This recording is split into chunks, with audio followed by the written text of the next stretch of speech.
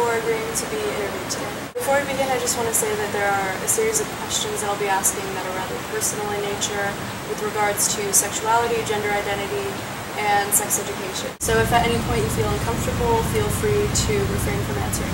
How do you identify in terms of gender and sexuality? I identify as pansexual, and I'm a trans woman. I am asexual, mostly identify as female. I identify as a cisgendered pansexual woman. Sexuality, I am gay, but gender identity, I'm transgender. I am female to male. Gender, I identify as a female, and then sexuality, I identify as a lesbian. I identify as a gay man. A healthy combination of both masculine and feminine. I identify more as feminine. Have you ever felt excluded based on your sexuality and or gender? And if so, in what ways? I've only met one other asexual. Anytime sex comes up in the conversation, I kind of feel alienated. Barely anybody knows about transgender people. They know that what you feel inside doesn't match your body, but they think like you're a man trapped in a woman's body or something like that, and that's an overused term. Have you ever felt pressured to conform to gender stereotypes or expectations, and if so, which ones? Definitely based on appearances. Freshman year, my mom started telling me, you need to start dressing like a girl, wearing makeup, doing all these things. So it really got seared into my mind that I had to do these things. In the sense that I'm a man, so I need to be tough. I've conformed.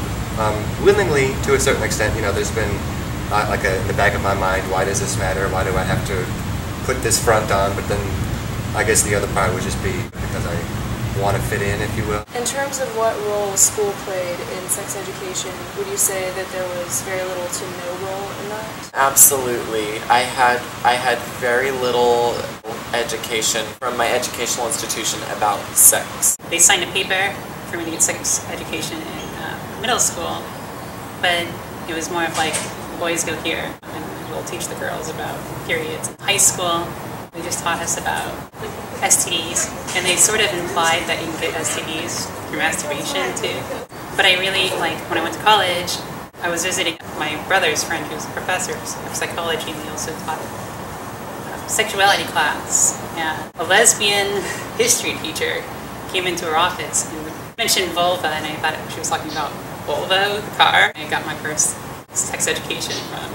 What is your opinion about what is being currently taught in schools? It is important to tell kids, okay, if this is what you do, this might happen, but at the same time, I feel like you're telling it, okay, this is how you go do things, go do it, have fun. I'm seeing a lot of themes of abstinence-only education. I've noticed that it seems to still be a problem even in California, where we're telling people, oh, don't have sex. What specifically would you say is missing from sex education? Everything. Sex when you're not married, definitely, or when you have sex before you're old enough. STDs, sometimes they kind of shy away from that because they're scared to scare the student. They should definitely diversify it, incorporate all their sexualities and not just one, because there is not just one sexuality. What would you like to see schools incorporate into sex education? The absolute truth about what's going on.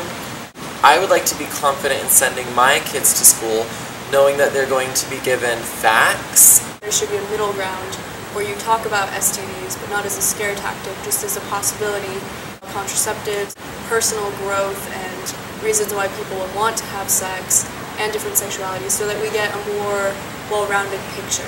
All right, thank you for your time. Sure.